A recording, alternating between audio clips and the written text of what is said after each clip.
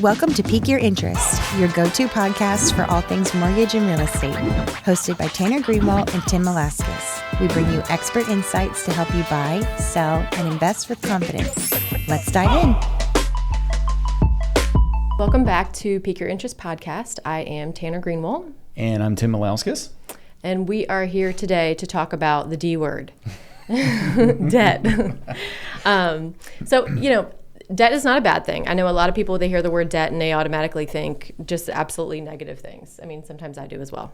Yeah. But when you're looking to qualify to purchase a home, debt is a factor in that qualification. So I think it's one of the most important things to at least touch on. Yeah. So people know what's involved with debt, what debt we're able to count, the rules and regulations behind the debt that we're counting, all of that good stuff.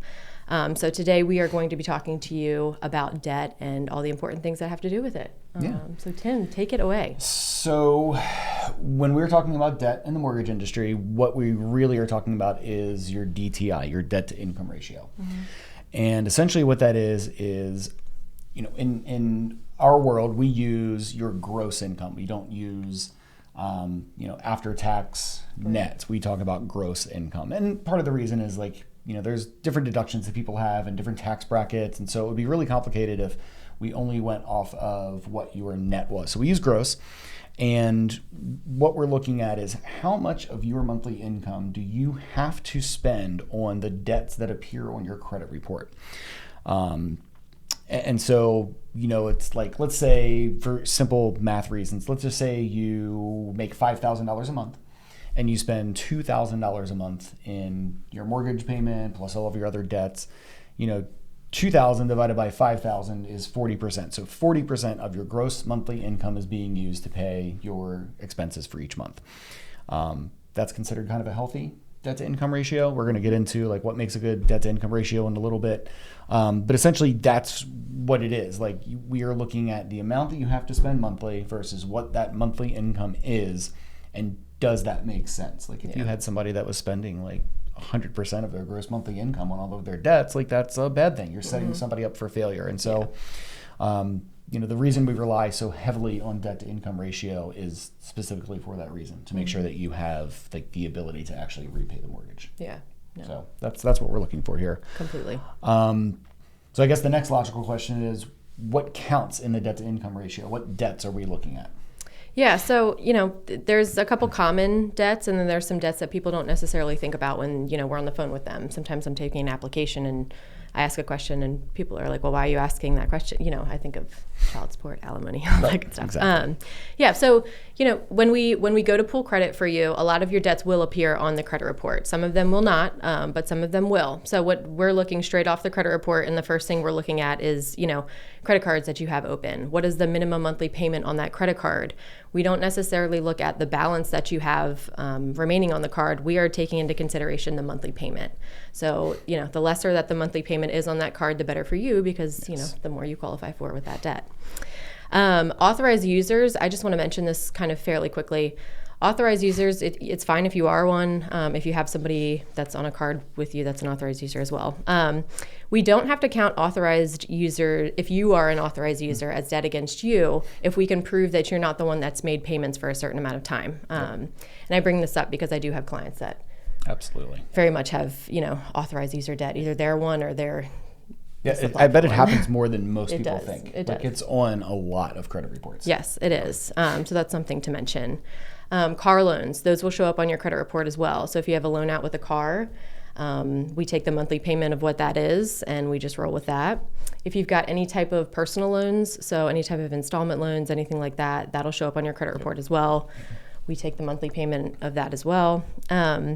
Student loan debts, I'm just going to briefly talk about this because you're going to tackle that. Yep. But student loan debts, they are also something that reports on the credit report as well. Sometimes they report with a monthly payment. Sometimes they don't, depending on if someone's in deferment or forbearance or anything like that.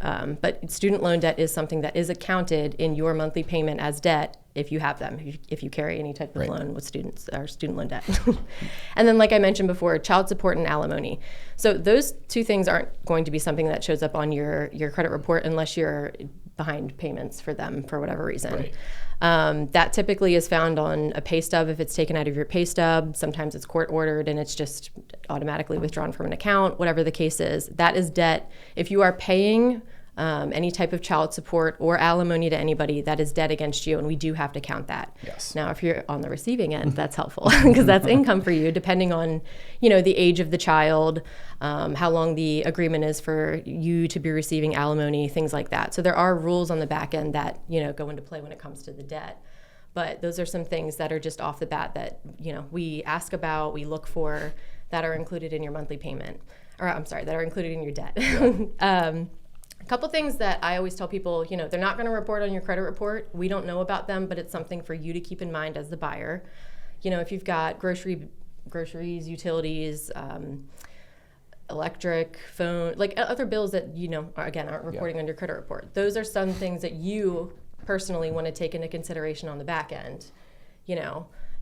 We don't count it necessarily as debt, but if you have to pay it, just keep that in mind with a monthly payment when you're getting qualified. That's kind of the biggest thing. Yeah, there's actually what some people have found to be like a credit score hack recently, where you can add things like your utility bill to your credit report and your cell phone bill to your credit report. They're called self-reported. Mm-hmm. And I think a lot of people do that to boost their credit scores. But even when that shows up on a credit report, funny enough, we don't count it as a debt. We actually have it kind of removed from the credit report that we use, not necessarily from yours, but from the credit report that we use for running you through the automated underwriting system and stuff like that. So it's kind of interesting. So sometimes like those things do show up on a credit report, but even when they do, we don't use them. Right. Yeah. So yeah, it's interesting how that works out. But to kind of touch on student loans. Yeah. So student loans are, how about this? This is a really tricky one because it's really in depth. There's a lot to it. Teaser, we're actually going to cover this in an episode pretty soon. Essentially, like, you have student loan debts, they show up on your credit report. Like Tanner said, sometimes there's a monthly payment, sometimes there's not a monthly payment. And so, like, if there's not a monthly payment and it says zero, we can't use zero because we know you have a payment. Like, you might not be making the payment now, but it's reasonable to expect that you will have that payment coming at some point. Eventually. So we have to count something. And that wasn't always the case. Years and years and years ago, if it said zero, we just rolled with zero. Yep. But once those student loans came due, that put a lot of people in a precarious position. So suffice to say, we need to count something as a debt on your credit report, when we see student loans, even if it says zero. So we're going to talk about that in another episode. But rest assured, if it shows up on your credit report, we are going to use something as a payment against you. What that is, we'll dive into when we go through, our student loan episode.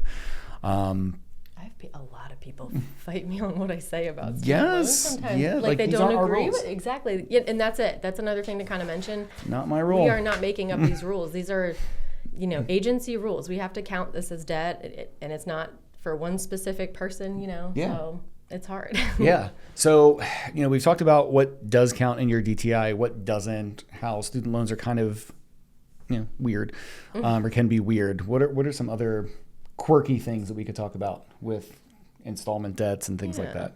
Honestly, I've learned these because I've gotten burned on them before, so it's probably best I talk about them. So one thing to kind of keep in mind on installment loans. So these are just random loans that maybe you took out a big loan to pay off another random debt. So any installment loans that have less than 10 months reporting as payments that you have to be making to that installment loan, we don't have to count them. So again, if you have an installment loan out and there's less than 10 months remaining on that loan, we don't count it as a debt against you because it's going to be paid off in 10 months. So why bother? Right, exactly. So that's something kind of interesting. When you go through programs, there's different city and county programs, there's state programs. They sometimes have maximum debt to income ratios that we cannot take a client over. They won't budge. You can't call them up and say, can you make an exception for this one person? Like, they are very strict with that. Yes. I think of the Maryland Mortgage Program. Correct. But with saying that, we have to look on the back end and just make sure we're kind of keeping in mind, if you're going through a program and you're a first-time home buyer and you've got debt, we're making sure that your debt-to-income ratio doesn't go above. So that's kind of where the debt-to-income ratio comes into play. Yes. Sometimes with programs, I could talk a little bit more about that, but I'm not going to. Maybe we'll make that another episode. Yeah. And then sometimes, a lot of people think that if you have a high debt-to-income ratio, then you're just kind of screwed, which is not true. Yeah. I mean, we close loans for people who have debt. Let's just say Yeah. that. I mean, everybody's got some debt. You don't have to show up to the table with just nothing, and that's how you buy a home. So that's important to mention. And then one last thing, collections. So typically we don't have to count collections as debt unless they are over a certain dollar amount. So let's say you have 3 open collections and they're over that dollar amount. We have to take a certain percentage of that added debt and count it as a debt against you. That's something that not a lot of people know about. They think things go into collection and we just don't really consider it, or we do. Or it magically drops off at some point. Yeah. You don't have to worry about it. Yeah. Those things. And then I hear that. medical, we don't count medical. So if you've got medical collections, we just don't count them. So that's fairly newer, right? Yeah. I mean, you don't expect to have medical problems, so you don't necessarily expect to have medical debt. But when when I see like a cell phone collection on a credit report, like you knew that you had a cell phone bill due when you got that phone, or you signed up with that, that service provider or whatever. So those debts you expect to be making those payments. The reason we don't count medical is because, first of all, insurance is really hard to navigate. That's a totally different subject. Maybe we'll cover that one day. I don't know, but super hard, super complicated world of medical insurance. And I mean, it makes sense that we wouldn't count that against somebody, because a lot of times those things get worked out like years down the road. Mm-hmm.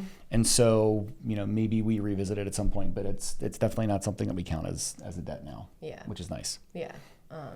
But I mean, those are kind of the odds and end things that have to do with debt. When we're looking at people's loans, credit reports, things like that, there are a couple other different rules, but we're not going to confuse the hell out of you with all of them. So it's confusing enough for us. Yeah. But I mean, this concludes our episode. I think that the important thing is, let's talk to somebody like us early. Let's talk about what your debt to income ratio is, what a comfortable monthly mortgage payment is. Because again, that's a big part of what most people's debt to income ratio is, right? There's a lot of that is taken up by the mortgage, and then there's part of it that's also like your car payments, your student loans, your credit cards. So let's have that conversation sooner rather than later. Let's talk about, hey, your credit score is this, you're going to use this product, and this should be what your debt to income ratio is, which means this is the house price range in which you should be looking. And I think once you get set up with that, it makes the process a lot easier, and I think it'll make it a smoother, transaction for everyone involved. For us, for buyers, for real estate agents, for everybody. I think it makes it a smoother thing. So the more you understand about your debt to income ratio, and the sooner you find out that information, I think the better off everybody in that transaction is going to be. I agree, and budgeting is super important. I know some people roll their eyes at that, but there's free apps out there and everything, so. Yeah, it's so much easier than it used to be. Like you do not have to do a spreadsheet like you used to in Excel. You could just literally free apps. Yeah, it's super easy. Yeah. So hope you learned a lot about DTI. If you have any questions, let us know, and we will come back to you soon with a student loan episode. Yeah, can't wait. All right, talk to you soon. Bye. Bye.